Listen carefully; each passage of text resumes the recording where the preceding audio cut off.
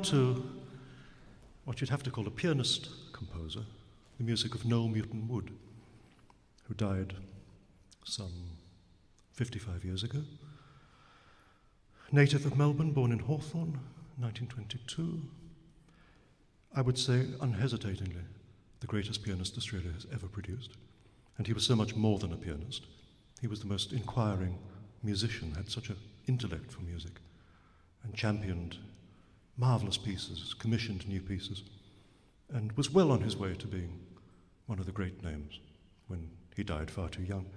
Interestingly, he made a considerable number of recordings, and in the last 4 or 5 years they were issued in Paris and in Italy. And the whole world suddenly started writing in record magazines, my God, who is this wonderful musician? Why have we never heard of him before? This person from Australia.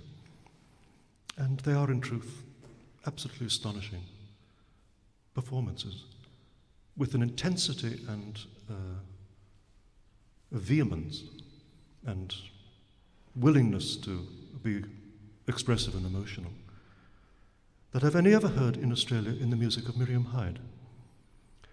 So he was a composer, although he's famous as a pianist chiefly. I'd love to get hold of his piano sonatas, I'm sure they'd be interesting. But what I've done is taken music that he wrote for a 1944 film called Tawny, Pipit, which incredibly enough was shown not 4 nights ago on the ABC television. He wrote it at the age of 21, 22, and he got the London Symphony Orchestra, no less, to play it for the film.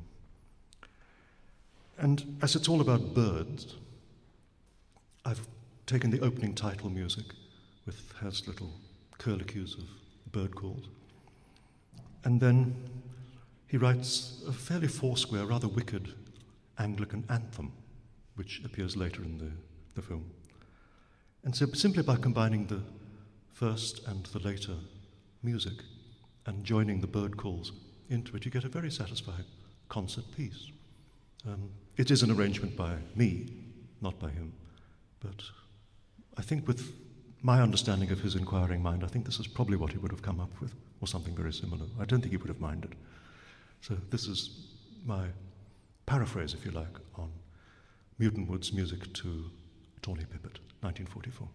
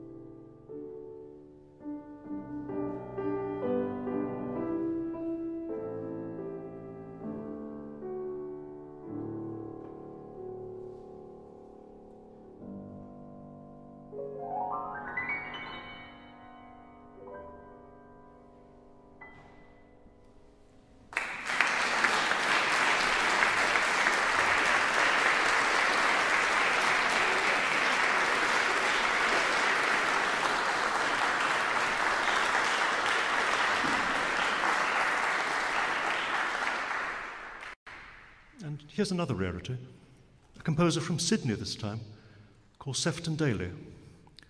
And Sefton Daley, during the war, was Noel Coward's accompanist on his Australian tour, entertaining the troops up and down Australia. And on New Year's night, 1941, he went into the Columbia Studios in Sydney and recorded 8 of his own piano miniatures on 78s, all single takes, I believe.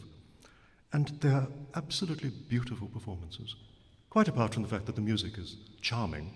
It's absolutely unpretentious. It's light music, but it's so beautifully played. And when I heard them, I realized how difficult it is to imitate a light pianist, because every light pianist who's any good has his own or her own fingerprint, and no one else can match it, or much less copy it. You can sort of imitate a virtuoso, or play something in the style of Rubinstein or Schnabel or something, but with a light pianist, no, you can't. So it got me thinking. I got the music and started to play it. And just by listening to how the composer himself played it in this beautiful, easy, lovely manner, it in fact taught me a great deal about playing the piano, that in many ways less is much more.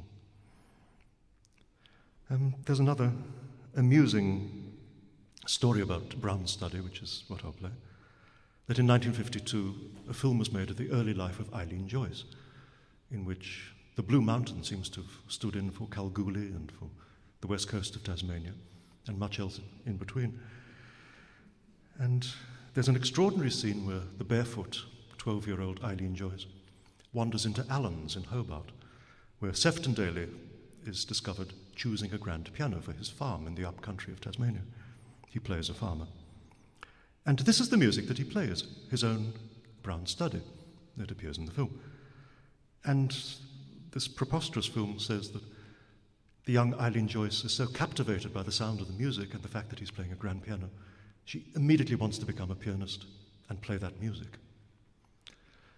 Thereupon, the music becomes a sort of leitmotif for the film, so that when she's in Kalgoorlie, or as it happens to be the Blue Mountains, pretending to be Kalgoorlie, she's playing some ferocious piece by Liszt, and the miners are banging on the tin sheds with their hammers and spoons, saying, "Stop, stop, stop, this terrible noise, we need to get some sleep, stop, stop, stop."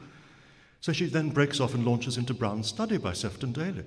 And they all say, "Oh, no, that's real music." So this is real music. You're going to hear real music. Brown's Study by Sefton Daley. And last month I played it on Talkback Radio from Sydney. And as soon as I finished playing, the phone rang. A woman said, "I really like that piece you played called Brown Snake.